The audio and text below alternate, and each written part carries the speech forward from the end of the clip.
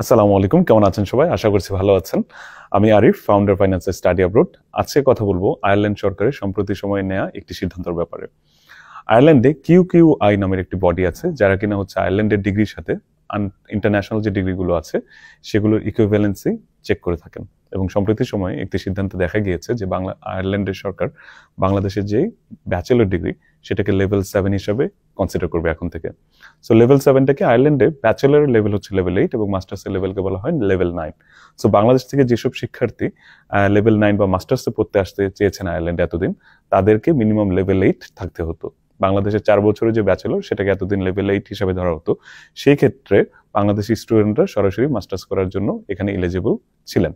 কিন্তু সম্প্রতিকালের সিদ্ধান্তের ফলে যেহেতু ব্যাচেলর প্রোগ্রামকে লেভেল 7 হিসাবে ধরা হবে, তো সেক্ষেত্রে বাংলাদেশের শিক্ষার্থীদের জন্য সরাসরি মাস্টার্স প্রোগ্রামে অংশগ্রহণ অনেকটাই সীমিত হয়ে গিয়েছে। এখানে কিছু কিন্তু আছে। এর মধ্যে কিছু কিছু সাবজেক্ট আছে তারা উল্লেখ করেছে যে লেভেল 8 হিসেবে কনসিডার করবে। আবার কিছু কিছু ইউনিভার্সিটিতে তারা বলেছে যে যদি সেই ইউনিভার্সিটিগুলো থেকে পড়াশোনা করে তখন হচ্ছে তারা এটাকে লেভেল 8 হিসেবে কনসিডার করবে। আবার এখানকার ইউনিভার্সিটিরও নির্দিষ্ট কিছু রিকোয়ারমেন্ট আছে। তো এই সব মিলে এখন কিছুটা একটা কমপ্লেক্স সিচুয়েশন বিরাজ করছে আয়ারল্যান্ডে, মানে বাংলাদেশের স্টুডেন্টদের জন্য, যে আসলে কাকে ইউনিভার্সিটি অ্যাকসেপ্ট করবে, কাকে ইউনিভার্সিটি অ্যাকসেপ্ট করবে না, এটা আসলে অনেকটাই ইউনিভার্সিটির সাবজেক্টিভ ব্যাপার হয়ে দাঁড়িয়েছে। দেখা গেল যে আপনি বাংলাদেশের একটি স্বনামধন্য ইউনিভার্সিটি থেকে আপনি ব্যাচেলর শেষ করলেন একটা সার্টেন ফিল্ডে, কথার কথা যে কম্পিউটার সায়েন্সে।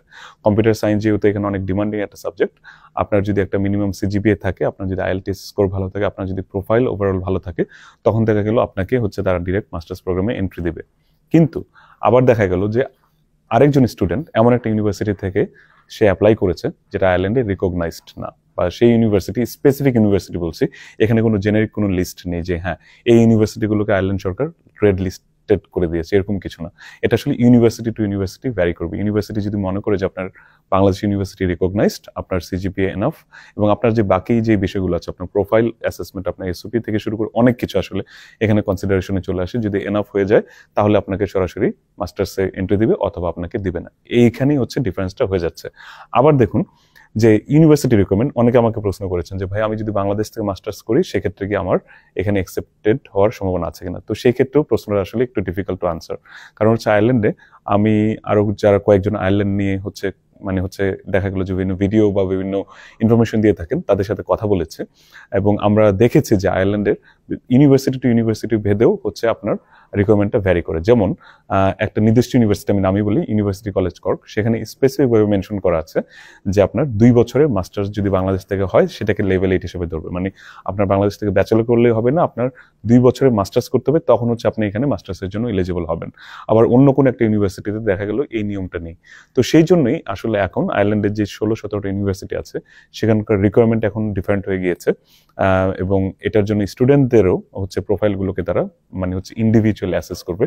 এটা কিছু কারণ আছে। আমি এতক্ষণ হতাশার কথা বললাম, এখন আসলে কিছু কারণ অনুসন্ধানে যাই।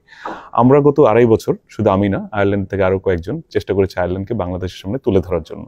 এবং এই যে আয়ারল্যান্ডকে তুলে ধরা, এছাড়া বিভিন্ন মিডিয়াতেও হয়তো আয়ারল্যান্ড সম্পর্কে প্রতিবেদন এসেছে, মাঝে মধ্যে কিছু বুই4 নিউজ এজেন্সি, কিছু ব্লগার হচ্ছে আয়ারল্যান্ড সম্পর্কে মানুষকে অনেক মিসলিডিং ইনফরমেশন দিয়েছে। বাট যেটাই হোক, আয়ারল্যান্ড একটা প্রমোশন হয়েছে বাংলাদেশে, এবং এর ফলে আয়ারল্যান্ড সম্পর্কে বাংলাদেশ থেকে অনেক অনেক বেশি আগ্রহ জন্ম নিয়েছে, যার কারণেও আসলে দেখা গিয়েছে সম্প্রতি আয়ারল্যান্ডে বাংলাদেশি স্টুডেন্টদের অ্যাপ্লিকেশনের সংখ্যা অনেক বেড়ে গিয়েছে।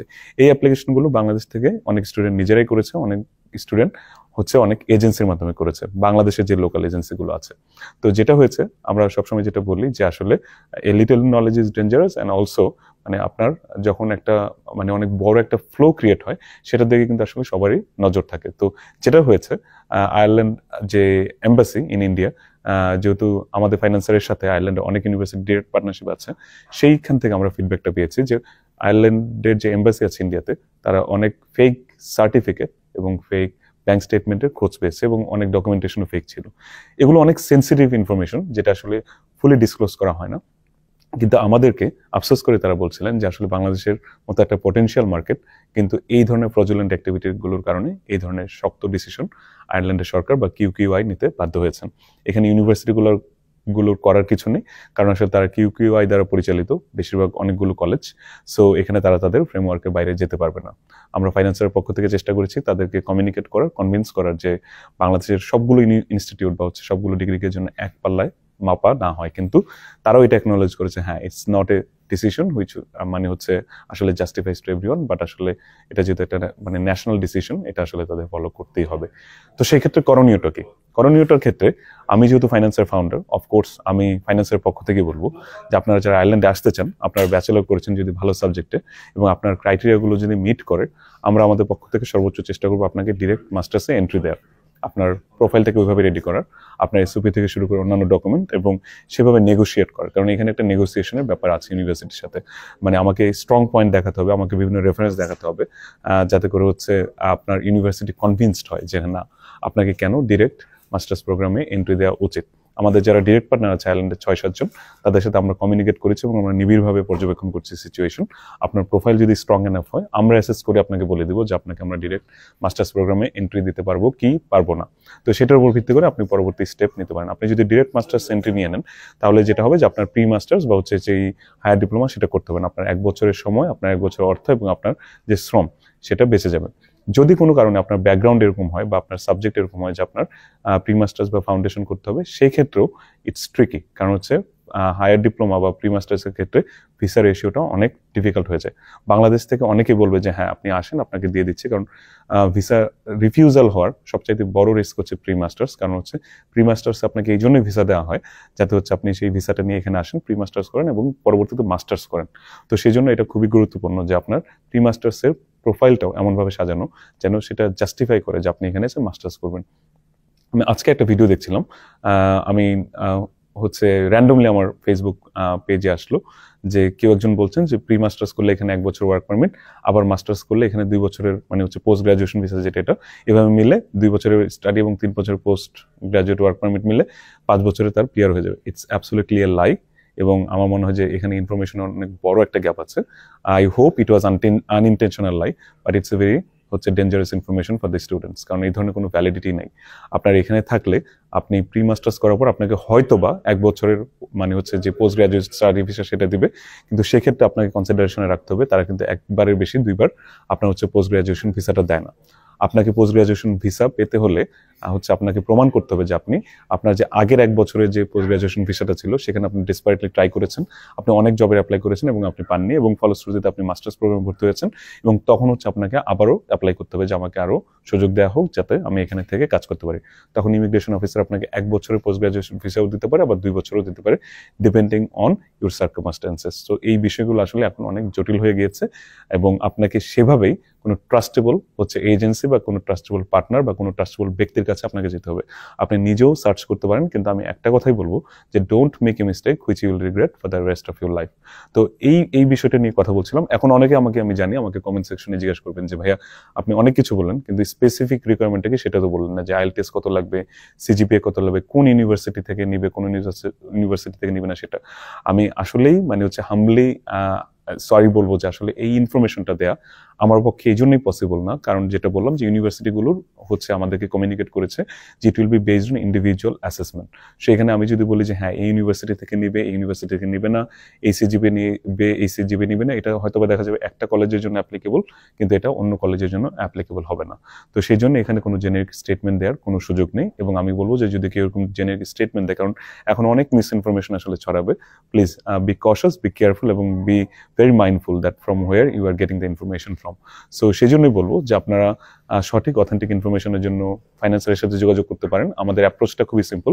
আমাদের সাথে যারাই দেখা করতে চাইবেন বা আমাদের থ্রুতে যদি কেউ জানুয়ারি বা ফেব্রুয়ারির জন্য সার্ভিস নিতে চান, you have to provide us all the information beforehand, এবং আপনার প্রোফাইল অ্যাসেস করা হবে। আপনার প্রোফাইল যদি স্যাটিসফ্যাক্টরি মনে করা হয়, আপনাকে আমাদের অফিসে আসতে হবে, এবং আসার পর ফিজিক্যাল ফেস টু ফেস আপনার সাথে মিটিং হবে, এবং আপনাকে যদি মনে করা হয় এলিজিবল, তখনই আপনার জন্য মাস্টার্সে অ্যাপ্লাই করা হবে, এবং আপনাকে যদি এলিজিবল মনে না করা হয় তখন আপনাকে অ্যাডভাইস করা হবে আপনার হায়ার যে ডিপ্লোমা সেটার জন্য। তো এখানে খুবই ট্রান্সপারেন্ট প্রসেস, এবং আপনারা চেষ্টা করবেন যে যার সাথে ডিল করছেন বা আপনি নিজে থাকলেও সেই ট্রান্সপারেন্সিটা যেন সেই পক্ষ থেকে মেনটেন করা হয় সেটা চেষ্টা করবেন। আয়ারল্যান্ডে স্টাডি অ্যাব্রোডের যে বিষয়টা সেটা মনে হচ্ছে অনেক জটিল, it's of course getting complicated, but একটা পজিটিভ সাইড যেটা অবশ্যই আমি নিজেও খুব আপসেট। আমি যদিও আয়ারল্যান্ডে থাকি, কিন্তু আমি সবসময় চেয়েছি বাংলাদেশকে মানে হচ্ছে প্রমোট করার জন্য আয়ারল্যান্ড, এবং আয়ারল্যান্ডকেও প্রমোট করার জন্য। সো এটা আসলে একটা big blow, not only for the students but also for me and the other people who are voluntarily doing this for the Bangladeshi students. But having said that, আমি একটা জিনিসই বলবো যে এই যে স্ট্রিক্টনেস, এটার ফলে আসলে অনেক জেনুইন স্টুডেন্টরা এখানে আসবেন, এবং অনেক যেটা মানে আমি বলবো যে ইলিগাল ইমিগ্রেশন বিজনেস, সেটার স্কোপটা অনেক লিমিটেড হয়ে যাবে। সেই জন্য আমি বলবো যে এখানে যারাই আসবে হয়তো অনেক সময় ক্রিম বা হচ্ছে যারা এলিজিবিলিটি হচ্ছে মেনটেন করে তারাই আসতে পারবেন, এবং সেক্ষেত্রে তারা আসলে জবের ক্ষেত্রেও এখানে প্রেফারেন্স পাবেন, এতটুকু বলা যায়। এবং কিউকিউ এর যে ডিসিশন সেটা আমরা অ্যাসেস করব, আরো ক্লোজলি দেখব, এবং যেটা বললাম অনেক গ্রে এরিয়া আছে, এখানে অনেক এক্সপ্লেনেশনের ব্যাপার আছে, আমরা সেগুলোর জন্য ওয়েট করব। এবং আমরাও চেষ্টা করব যে আমি যেহেতু আয়ারল্যান্ডে আছি বা আমার টিম মেম্বার কেউ কেউ আয়ারল্যান্ডে আছে, আমরা চেষ্টা করবো এটি নিয়ে কিউকিউ এর সাথে পরবর্তীতে অ্যাপ্রোচ করতে, এবং তাদেরকে অ্যাপ্রোচ করে তাদেরকে রিকোয়েস্ট করতে যে তাদের ডিসিশনকে তারা চেঞ্জ করে কিনা। ফাইন্যান্সারের সাথে থাকুন, বাংলাদেশের সবচাইতে ট্রাস্টেবল আপনার study abroad partner for Ireland হচ্ছে ফাইন্যান্সার স্টাডি অ্যাব্রোড। আমি আছি ফাইন্যান্সারের সাথে, আমার টিম আছে এখানে বাংলাদেশে। আপনাদের যে কোনো ধরনের সমস্যায় ফাইন্যান্সার আপনাদের সাথে সবসময় থাকবে। ভালো থাকবেন, সুস্থ থাকবেন। আল্লাহ হাফেজ, আসসালামু আলাইকুম।